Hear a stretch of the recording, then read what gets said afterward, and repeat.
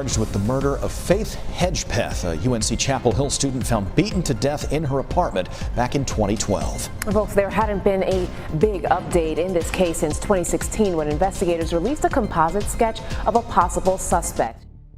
In 2012, 19-year-old Faith Hedgepeth was found murdered in her Chapel Hill apartment. As police began their investigation, they quickly hit a wall of dead ends and confusion. Misleading leads, strange 911 calls, and contradictory statements from those closest to her threw police off track. You're doing all right. You're doing all right. Just stay on the phone with me. Police. I just don't want you to be alone right now. Okay. Okay? You just stay on the phone with me. What seemed like a promising lead often turned into a dead end and left investigators with more questions than answers. As time passed, key pieces of evidence failed to make sense, and the case grew colder. Despite relentless efforts, the identity of Faith's killer remained mysterious. Who was behind her brutal death, and why did the investigation stall so dramatically? So let's explore this case. On the morning of September 6, 2012, just before 11 a.m., Rosario and her friend Marisol Rangel returned to their apartment, unaware of the devastating turn their day would take. As they entered, they called out for Faith, but the apartment was strangely quiet. They nervously walked toward Faith's bedroom and were unsure of what to expect. What they found stopped them cold. Faith's lifeless body lay on the floor, bloodied and partially covered by a blanket. Faith was brutally murdered here in an apartment she shared with a friend by a killer who is still on the loose. And after 3 years, this case is still shrouded in mystery, leaving lots of questions and plenty of theories. Rosario, in shock, dialed 911, and her voice was trembling as she reported the discovery. There's blood all over the pillows. I don't know what happened. Is she breathing? I don't think so. Faith, once full of life, was gone and left the friends with an unforgettable question. Who could have done this and why? To understand what led to this moment, we need to look back at the last hours of Faith's life. On the evening of September 5, 2012, Faith attended a rush event for the Native American sorority Alpha Pi Omega at the University of North Carolina around 5:45 p.m. After leaving at 7:15 p.m., she met Rosario, and they studied together at the library until about 9 p.m. Faith also texted her father around this time about her future plans. To this day, he still saves the last voicemail he ever received from her. And I love you a lot. And I guess I'll talk to you later. Bye. Later, around 11:30 p.m., they returned to the apartment and then went out again to a nightclub called The Thrill and reached there around 12:40 a.m. They spent about an hour and a half socializing and dancing. Security cameras recorded them leaving. Rosario was feeling unwell, so they decided to head back to the apartment and reached back, and it was the same time the Facebook account of Faith was accessed. Around 3:40 a.m., a text was sent from Faith's phone to Brandon Edwards, who was a former boyfriend of Rosario. The message read, "Hey B, can you come over here please? Rosario needs you more, you know. Please let her know you care." Just 3 minutes later, another message consisting of the word "than" was sent from the same phone, which was believed to be a correction for a typo in the previous message. This text exchange was the last known activity on Hedgepeth's phone. Afterward, Rosario tried contacting Edwards and then Jordan McCrary, who was a university soccer player, but neither responded. At 4:25 a.m., Rosario left the apartment, and she thought Faith was asleep. She went to a friend's house where she stayed until morning. By 10:30 a.m., Rosario tried reaching Faith again but got no answer.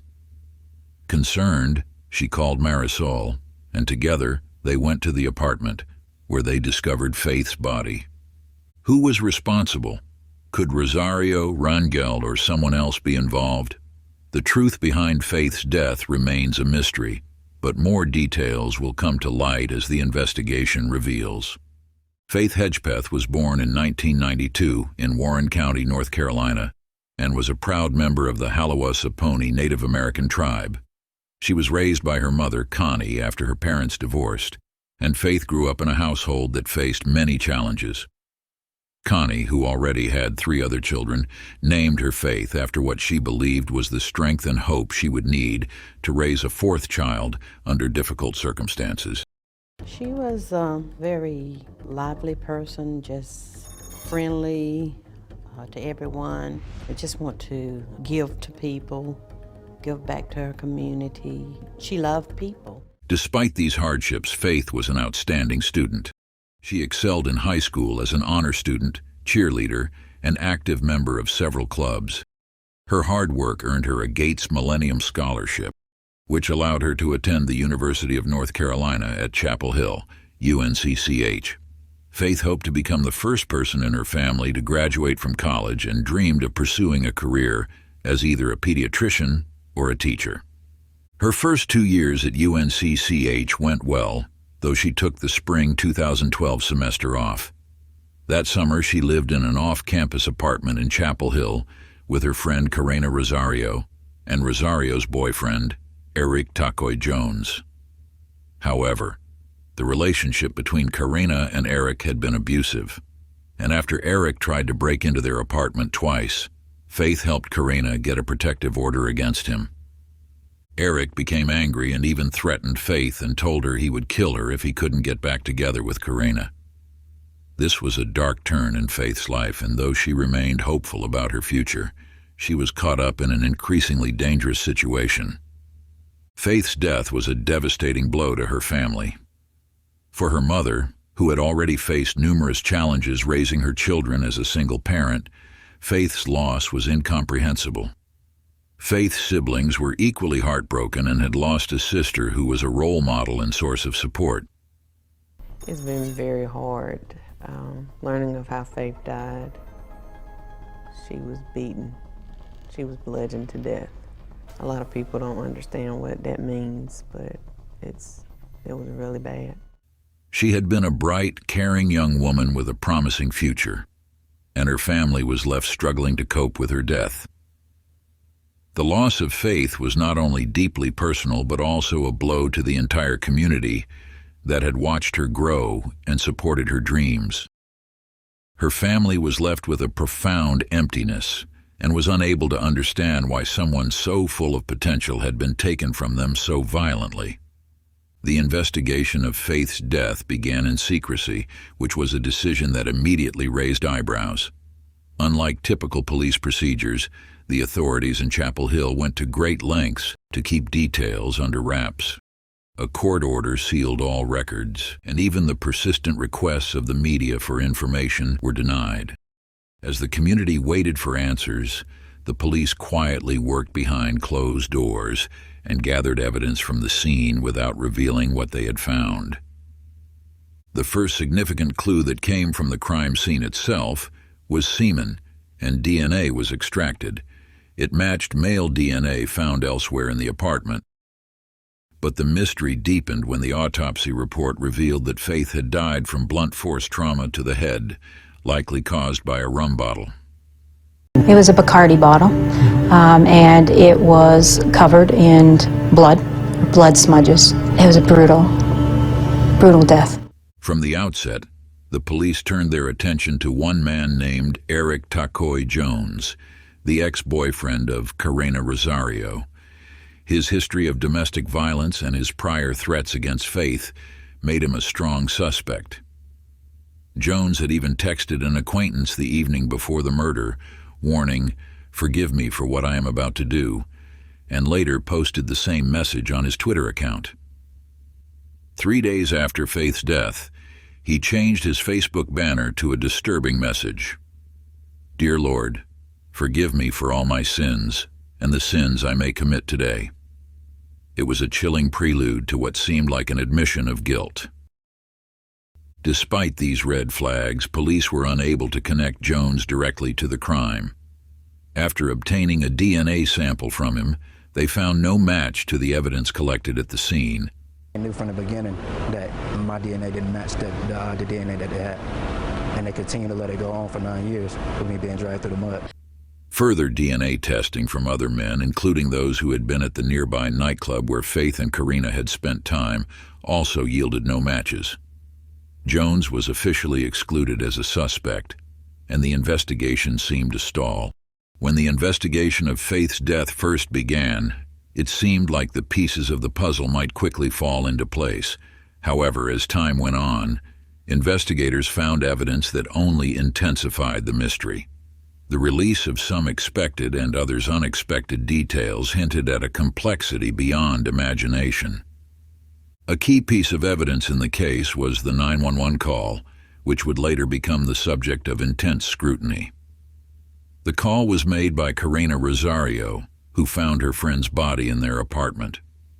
In the call, she never directly named Faith and referred to her only as her friend, which struck many as odd. Dial 911, where is your emergency? I just walked into my apartment and my friend is just like, he's unconscious. He's unconscious. I just walked in the apartment and there looks like there's blood everywhere. Okay, listen to, when you touched her, how does she feel? Does she feel warm? No, she feels cold. She feels cold? Okay. Yes. Okay, all right. Don't touch anything else, okay? Tom Gasparoli, a reporter, raised questions about the call's authenticity and suggested it might not have been Rosario but possibly Marisol Rangel, whose voice sounded similar. Gasparoli also pointed out that Rosario seemed unusually hesitant throughout the call, even when the dispatcher repeatedly urged her to check if Faith was breathing. Was the person who discovered the body really as innocent as they seemed? Was the 911 call a clue in itself? These were the kinds of questions that began to swirl in the minds of those following the case. But the 911 call wasn't the only strange detail. Another key piece of evidence found near the crime scene only increased.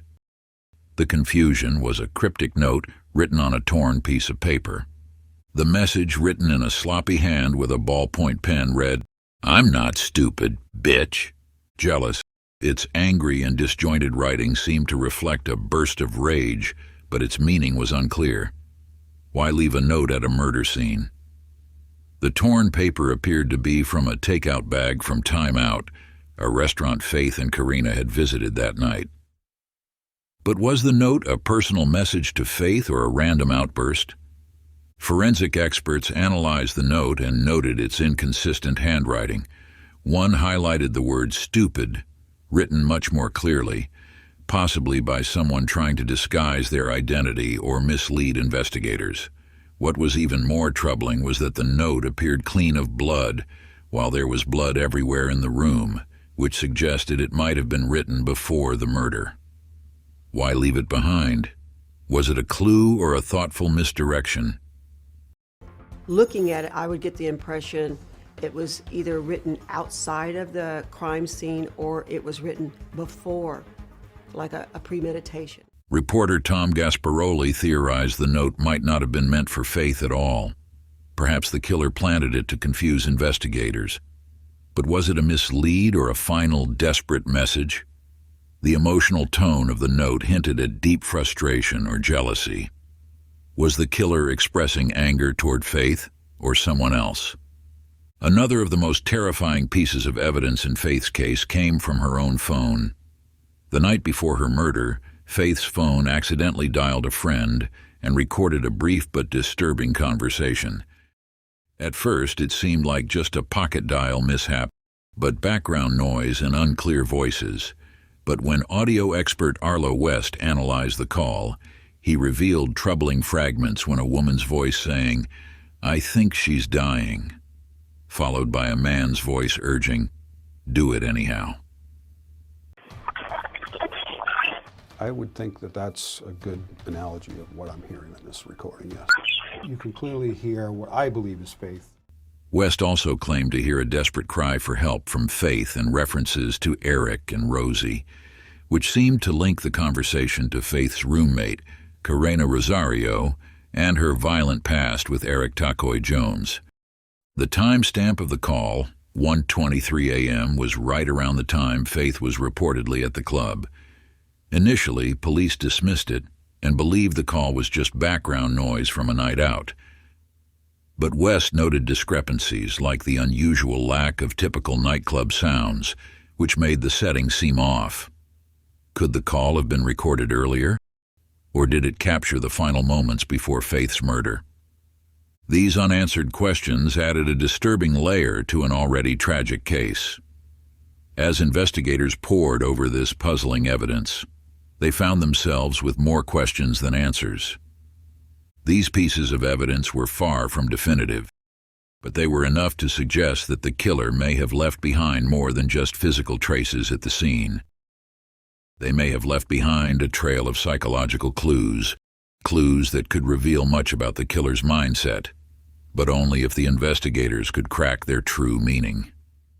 As the case remained unsolved, the public's frustration grew.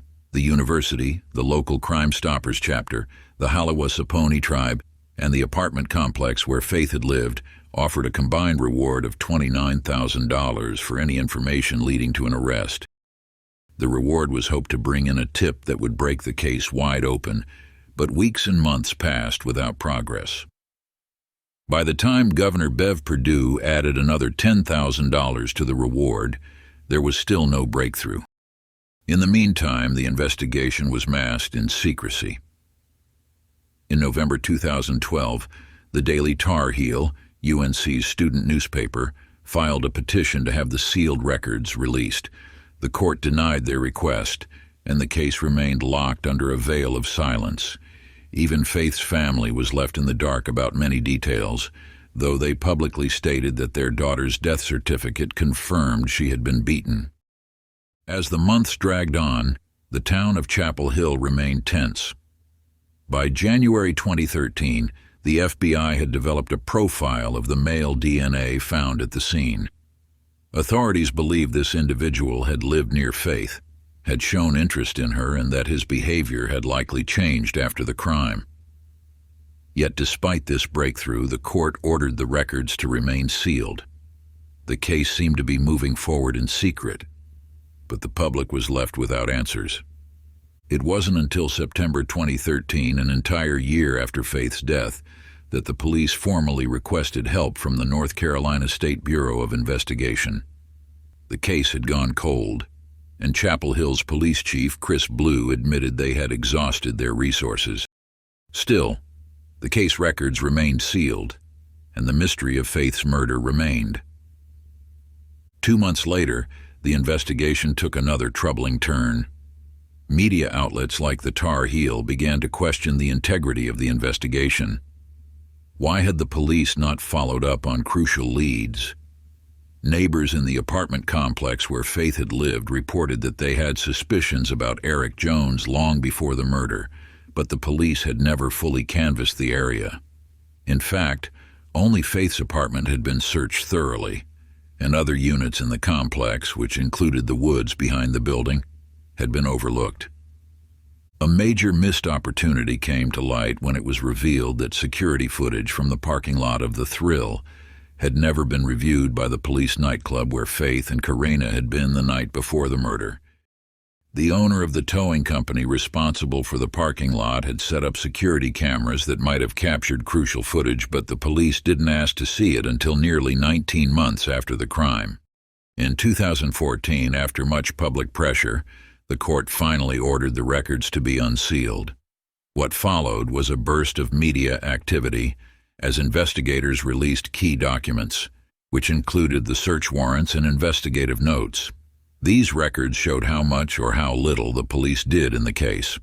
They also provided the first look at the timeline of events leading up to Faith's death. By September 2014, almost 2 years after the murder, the autopsy report was finally made public. It confirmed what many had suspected. Faith had been brutally beaten. Her head had suffered significant trauma, and she had fought back with blood found under her fingernails. The DNA collected from the scene, which was initially thought to hold the key to identifying the killer, was still a mystery. The investigation continued, but the answer to who killed Faith Hedgepeth and why remained vague. As the case carried on, unanswered questions grew louder. Had the police mishandled the investigation in its early days?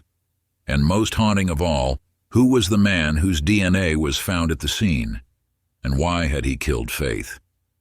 These questions would remain for years to come. For years, the mystery of Faith Hedgepeth's death remained unsolved, with numerous theories but no clear answers. While suspects and motives were speculated, one thing was certain: Faith's killer was likely someone who knew her. Chapel Hill police believed the murder wasn't random, but rather the work of someone from her circle at UNC Chapel Hill.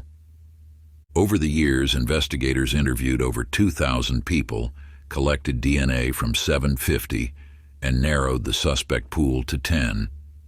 Despite the passage of time, Chief Chris Blue emphasized in 2016 that the case was very much alive. The police were still focused on this core group, determined to find the truth. But the questions remained. Who was the killer, and what drove them to commit such a brutal crime? However, as the investigation continued to reveal, the case took another unexpected turn.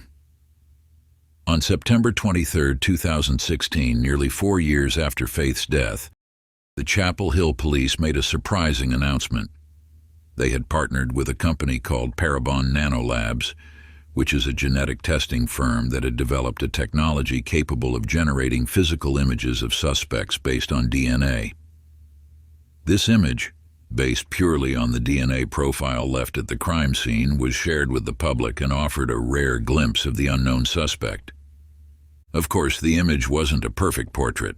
It was based on what's known as phenotyping, or the prediction of physical traits using a person's genetic code. Parabon's technology, called Snapshot, used DNA to predict everything from eye color and hair color to skin tone, freckles, and even face shape. The company's president explained that their system could not predict a person's height or weight, but it could offer a remarkable amount of detail about a person's potential appearance. The image generated from DNA analysis suggested a man of mixed ancestry, primarily Native American and European, with some Latino heritage. He was likely to have dark skin, black hair, and few to no freckles, with roots in Mexican, Colombian, and Iberian cultures, along with small traces of South American and African ancestry. The prediction was made with over 80% confidence and offered a surprisingly accurate likeness. While this image gave investigators their first clear visual of a possible suspect, it also raised more questions. Who was this person? How did their DNA end up at the crime scene? And why had the police not been able to identify them despite this new breakthrough? In 2017, journalist Tom Gasparoli suggested the killer might be someone on the fringes of Faith's close friends, someone who wasn't very close to her but could have been angry or resentful toward her.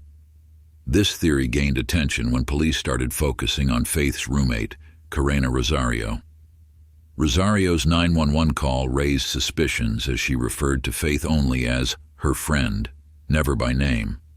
Texts Faith sent to her ex-boyfriend that night suggested urgency about Rosario needing him.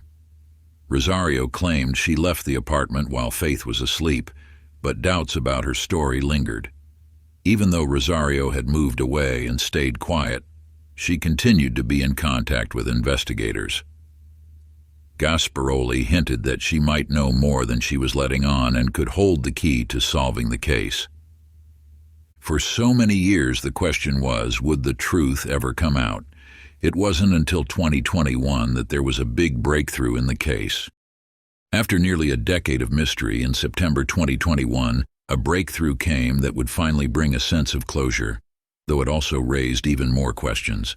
Chapel Hill police arrested 28-year-old Miguel Salguero Olivares, a man from Durham, North Carolina, who had not previously been a suspect. What changed, and why did he get arrested? The answer was DNA. Salguero Olivares was arrested on a separate charge, which was a drunken driving violation, in August 2021. But it was the DNA collected from his arrest that would soon connect him to the murder of Faith Hedgepeth. The suspect is this man, Miguel Salguero Olivares. He is being held in the Durham County Detention Facility without bond. Officers previously said that the victim was brutally beaten and raped. Investigators would not say whether Olivares will also be charged with any sex crimes. They say this is still an active investigation at this point. In January 2022, court documents revealed that the DNA collected from the crime scene matched Salguero Olivares' DNA, as did the palm print found on the murder weapon. The discovery was a turning point in the investigation, but the police were still cautious about making public statements. Chief Blue told the press that while they had arrested Salguero Olivares, this story will take time to unfold completely. The question now was, how had Salguero Olivares, a previously unknown figure in the case, become involved? What was his connection to Faith? The arrest didn't answer all of the questions, but it added a new layer of complexity to the case. Was Salguero Olivares a part of Faith's social circle, or was his involvement purely circumstantial? And perhaps more haunting, what had led him to commit such a violent crime? As of now, in 2024, Salguero Olivares is waiting for his trial, and there is not much information present about him. As investigators looked into Salguero Olivares' role, old theories about Faith's death mixed with new possibilities. Was he a random stranger, or was he connected to her more deeply? And if he was involved, what did that mean for other suspects like Rosario? Faith's father, Roland Hedgepeth, expressed his gratitude and thanked God for witnessing this moment. Meanwhile, Faith's mother, Connie Hedgepeth, told the public that the truth about her daughter's death would eventually be revealed. The news this morning, I didn't do anything but cry and thank God and praise God, because I put it in His hands and it was His timing. I don't know why it took so long, but I just know that it was Him. Salguero Olivares' arrest brought some clarity, but also raised more questions. The case, still covered in mystery after years of investigation, had entered its second decade, with the whole story still unknown. The arrest didn't close the case, but it added another layer and left the public to wonder if this was the final piece or just another twist in a long unsolved mystery.